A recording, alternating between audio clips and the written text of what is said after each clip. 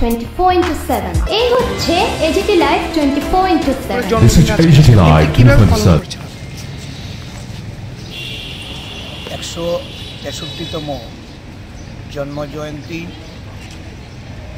বিশ্বগুরু কবি রবীন্দ্রনাথ ঠাকুরের এই জন্মজয়ন্তীতে ত্রিপুরা প্রদেশ যুব কংগ্রেস এবং প্রদেশ NSUI এর পক্ষ থেকে এই দিনটি যথাযোগ্য মর্যাদায় প্রদেশ কংগ্রেসের প্রধান কার্যালয়ে অনুষ্ঠিত হচ্ছে।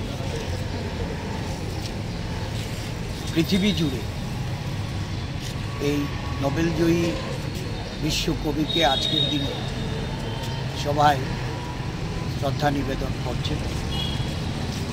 আমাদের রাজ্যেও নানা কর্মসূচির মধ্য দিয়ে এই দিনটি পালিত হবে। শুধু একজন কবি হিসাবেই নয়, দেশপ্রেমিক, ওনার কবিতা এবং নাটক বিশ্বজুড়ে তার রিসার্চ হচ্ছে। নানা গবেষণালয়ে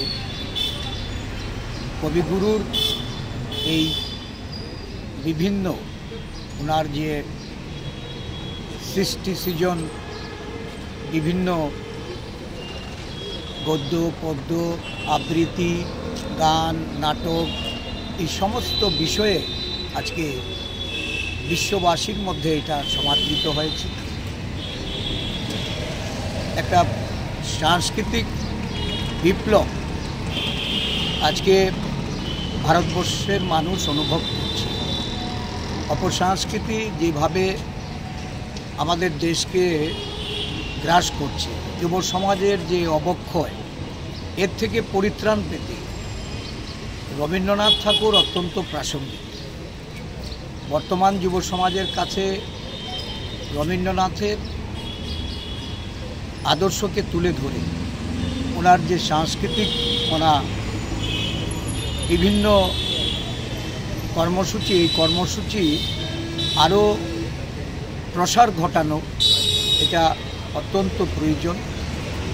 ত্রিপুরা প্রদেশ যুব কংগ্রেস NSUI এই লক্ষ্যকে সামনে রেখে এই দিনটিকে মর্যাদার সঙ্গে পালন করার মধ্য দিয়ে রবীন্দ্র সংস্কৃতিতে সারা রাজ্য জুড়ে মানুষকে এগিয়ে আসার আহ্বান রেখে এবং আমাদের রাজ্যে অপসংস্কৃতি রোধে আমাদের এই সুষ্ঠু সংস্কৃতির প্রসার, এটা